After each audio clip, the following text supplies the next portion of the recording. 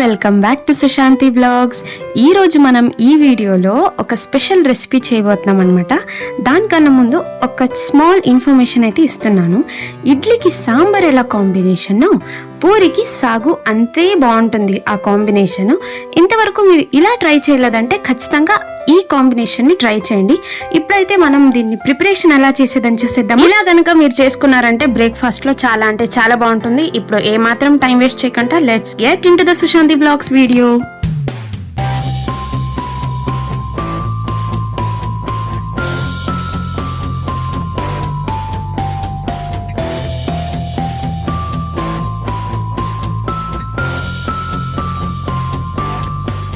ఇప్పుడు మనము పూరీలు చేయడానికి పిండి కలుపుకుంటున్నాను. ఇక్కడైతే నేను 2 కప్స్ అంతా గోధుమ పిండి యాడ్ చేసుకున్నాను. ఇప్పుడు నెక్స్ట్ 1 టేబుల్ స్పూన్ అంతా రవ యాడ్ చేసుకుంటున్నాను. ఇక్కడైతే నేను నెక్స్ట్ 1/2 టేబుల్ స్పూన్ అంతా షుగర్ యాడ్ చేసుకుంటున్నాను. నెక్స్ట్ సాల్ట్ మీకు తగినంత యాడ్ చేసుకోండి. ఇక్కడ నేను 1/2 టేబుల్ స్పూన్ అంతా ఆయిల్ వేసేసుకున్నాను. ఇప్పుడు దీన్ని బాగా మిక్స్ చేయండి. వితౌట్ వాటర్ మీరు ఫస్ట్ పిండిని బాగా కలుపుకోవాలి.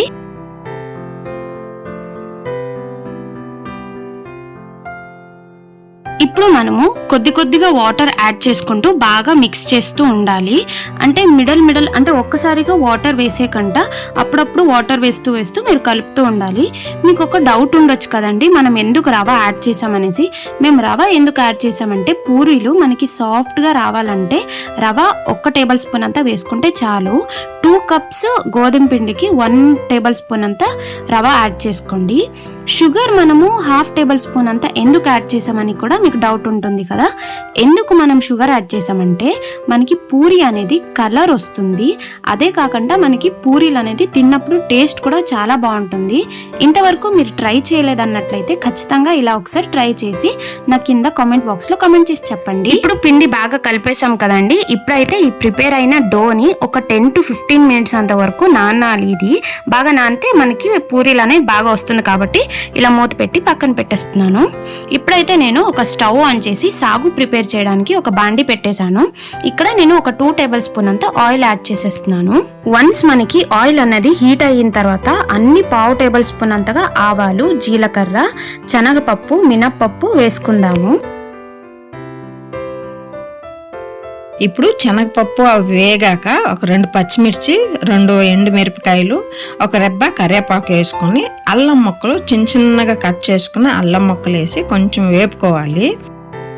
ఇప్పుడు నేను వచ్చేసి ఇందులోన ఒక 4 ఉల్లిపాయలు తీసుకున్నానండి. మనం దీనికి ఎన్ని ఉల్లిపాయలు తీసుకుంటే అంత బాగుంటుంది. ఇది క్వాంటిటీ వచ్చి 3కి వచ్చేసి కాబట్టి నేను ఒక 4 ఉల్లిపాయలు తీసుకున్నాను.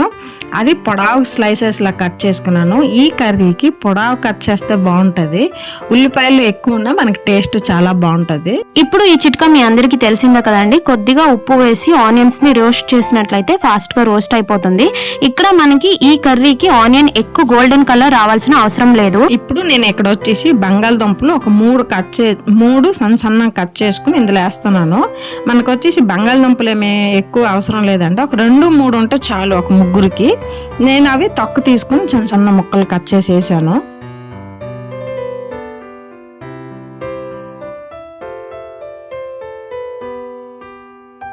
ఇప్పుడు ఇందులో మనము ఒక 1/2 టేబుల్ స్పూన్ అంతా పసుపు యాడ్ చేసి బాగా మిక్స్ చేసుకుందాము.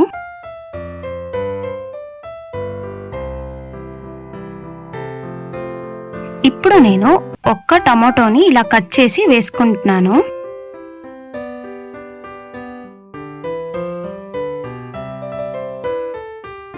ఇప్పుడు మనం ఇందులోకి ఒక 2.5 కప్ అంతా వాటర్ యాడ్ చేసుకుందాము.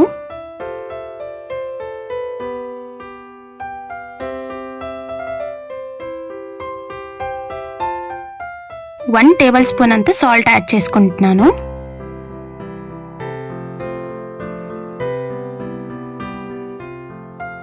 ఇప్పుడు మనం ఇది ఒక 10 నిమిషాల కోసం మూత పెట్టి ఉడకనిద్దాము. 10 నిమిషాల తర్వాత చూడండి ఎలా బాగా ఉడుకుతుందనేసి.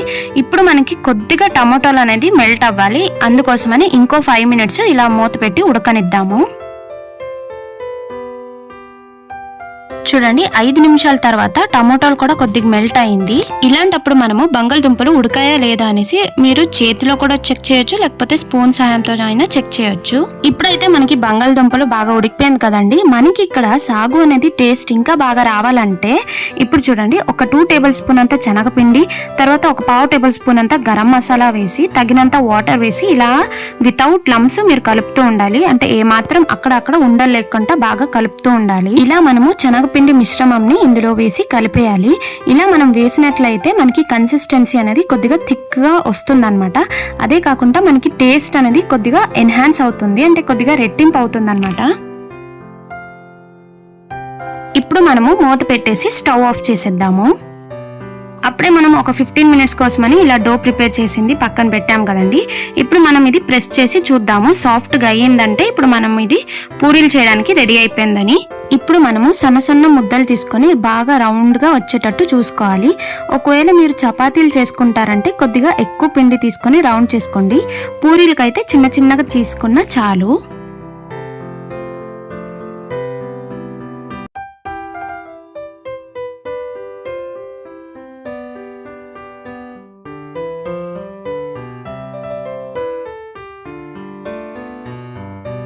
ఇప్పుడు మనం పూరీల్ని రోస్ట్ చేయాలి కాబట్టి తగినంత ఆయిల్ వేసి స్టవ్ ఆన్ చేసి ఒక సైడ్ పెట్టేద్దాము.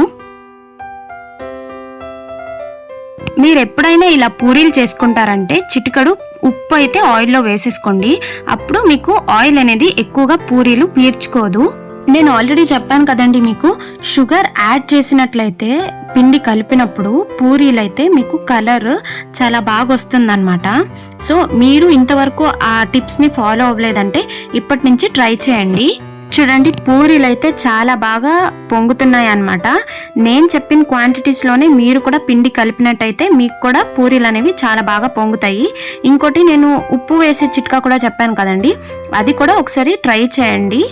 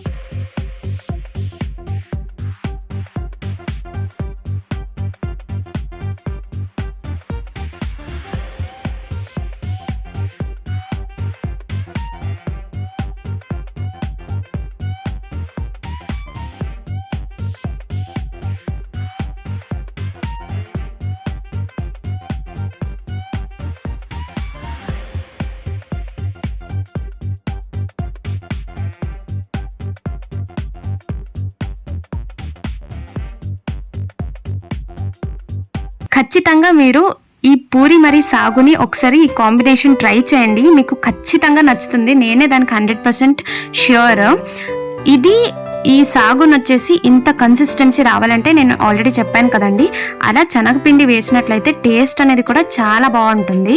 ఇలా నేను డెకరేట్ చేసి మమ్మీకి నచ్చలేదు, అందుకే మమ్మీ మళ్ళీ వచ్చేసి ఇలా కాదు ఇలా పెట్టమని చెప్పేశాను అనమాట. ఐ హోప్ మీ అందరికీ ఈ వీడియో చాలా బాగా నచ్చిందని అనుకుంటున్నాను. మీకు నచ్చినట్లయితే లైక్, షేర్, సబ్స్క్రైబ్ చేయండి. అలాగే మీ ఫ్రెండ్స్ అండ్ ఫ్యామిలీ మెంబర్స్కి కూడా షేర్ చేయండి. బాయ్.